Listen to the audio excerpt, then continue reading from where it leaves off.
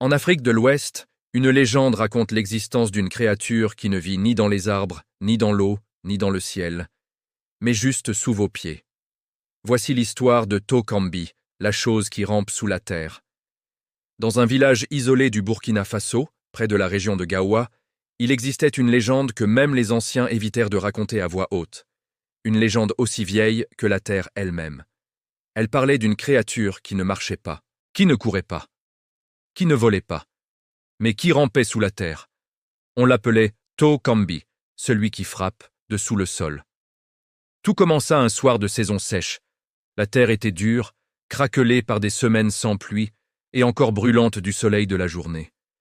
Les habitants rentraient chez eux, épuisés par la chaleur accablante. La nuit tomba, épaisse et silencieuse.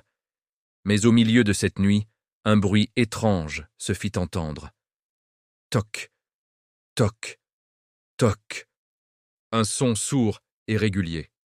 Comme si quelqu'un ou quelque chose tapait doucement sous le sol de leur case en terre battue. Un enfant, réveillé en sursaut, secoua sa mère. « Maman, il y a quelqu'un sous le sol. » Sa mère, à moitié endormie, le rassura. Ce n'était rien. Sûrement des insectes, des rongeurs qui creusaient, ou peut-être juste le vent qui s'engouffrait dans les fissures. Mais le bruit augmenta. Il devint plus lourd, plus profond. Le son n'était plus celui d'un animal, il avait quelque chose de délibéré, presque humain. Toc, toc, toc. Un battement lent, puissant, qui semblait faire vibrer le sol lui-même. Le lendemain matin, au lever du soleil, une fissure apparut au centre de la place du village. Elle était très fine, presque invisible, et longue comme un serpent sinueux. Personne n'y prêta vraiment attention. Après tout, la terre sèche craque souvent. La vie reprit son cours, mais une inquiétude flottait dans l'air. La nuit suivante, le bruit revint. Mais cette fois, il était plus fort, plus proche. Il ne venait plus de sous les cases, mais directement du centre du village, là où la fissure s'était formée. Certains villageois, plus courageux ou plus inconscients que les autres, sortirent pour écouter. Le son était si clair que ils pouvaient presque sentir les vibrations sous la plante de leurs pieds nus. C'était comme si un cœur immense battait sous la terre. Le troisième jour, l'inquiétude se transforma en peur. La fissure s'était légèrement élargie. Un homme nommé Sindo, connu pour son courage et sa force, décida qu'il en avait assez. Il ne pouvait pas laisser cette chose, quelle qu'elle soit, terroriser son village. Armé d'un long et solide bâton de bois, il s'approcha de la fissure, déterminé à comprendre ce qui se cachait sous leurs pieds. Il déclara à ceux qui le regardaient, pétrifiés. « Je vais voir ce qui ose nous déranger. » Il n'aurait jamais dû. À peine eut-il enfoncé la pointe de son bâton dans la fissure que quelque chose l'attrapa. Quelque chose d'incroyablement rapide, de puissant et de froid comme la mort. Le bâton fut arraché de ses mains avec une force surnaturelle. Avant même qu'il ait pu réagir, Sindo sentit une main, oui, une main, saisir son poignet à travers la fine ouverture du sol. Il poussa un hurlement de terreur et de douleur. Les villageois se précipitèrent pour l'aider. Ils tirèrent Sindo de toute leur force, mais la chose sous terre tirait aussi. C'était une lutte effroyable. La terre vibrait tout autour d'eux et des craquements sinistres s'élevèrent des profondeurs. Ils luttaient contre une force invisible, une force qui semblait vouloir entraîner Sindo dans les entrailles de la terre. Quand ils réussirent enfin à le libérer, le spectacle était horrible. Son bras était broyé, disloqué, et sur sa peau, on voyait clairement 4 marques de doigts sombres et profondes, comme si un être souterrain l'avait serré dans un étau de pierre. Sindo mourut le lendemain, consumé par une fièvre fulgurante et par la peur pure. La mort de Sindo plongea le village dans une terreur sans nom. Les anciens se réunirent en urgence. Leurs visages étaient graves, leurs voix tremblantes. Après de longues heures de délibération, un des prononça des mots terribles qui glacèrent le sang de tous les auditeurs. « Ce n'est pas un animal. Ce n'est pas un esprit errant. C'est une punition, une fin ancienne que nous avons réveillée. Si la fissure s'ouvre encore, nous serons tous perdus. » Mais il était déjà trop tard. La fissure s'élargit chaque nuit, comme une blessure qui refuse de guérir. Et chaque nuit, ceux qui habitaient au le plus près entendaient un murmure inquiétant s'élever du sol.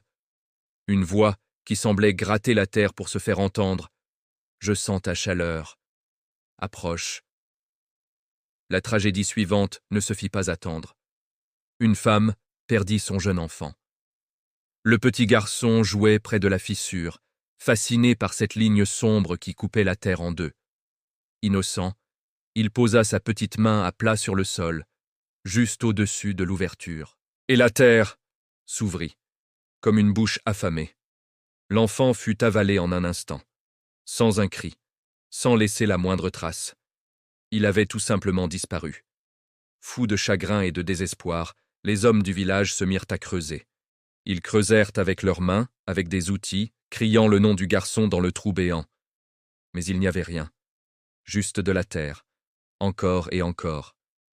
La terre avait repris ce qui lui appartenait.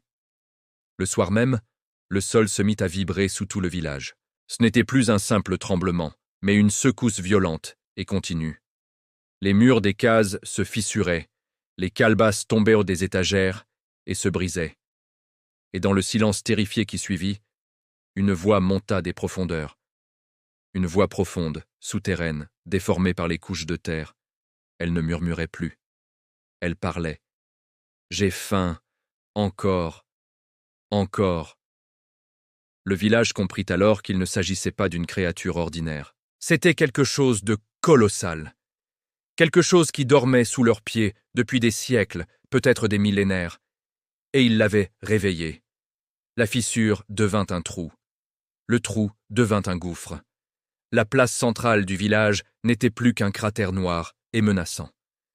La nuit suivante, alors que la lune était cachée par d'épais nuages, une main géante, noire comme la terre humide et pourvue de griffes semblables à des racines tordues, sortit lentement du sol.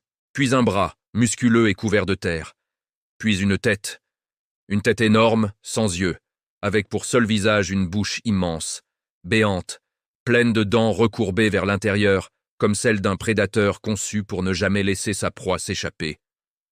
La créature rampa hors du sol. Pas entièrement, juste assez pour attraper ce qu'elle voulait. Elle se déploya avec une lenteur terrifiante, son corps immense se tordant pour s'extraire de sa prison de terre. On raconte que le village fut englouti cette nuit-là, que la créature a dévoré les maisons, les habitants, et que la terre s'est ensuite refermée sur elle-même, ne laissant aucune trace du massacre, comme si le village n'avait jamais existé. Aujourd'hui encore, dans certaines zones reculées du Burkina Faso, on dit qu'on entend parfois un son étrange la nuit. Toc, toc, toc. Comme si quelque chose sous la surface tapait doucement, pour sortir. Et ceux qui entendent ce bruit connaissent la terrible vérité. Quand la terre frappe à votre porte, il ne faut surtout pas répondre. Et si un jour, vous aussi, vous entendez frapper sous vos pieds, n'attendez pas, partez. Car la terre a parfois très faim. Merci d'avoir écouté, et si vous aimez les histoires qui vous empêchent de dormir, n'oubliez pas de vous abonner.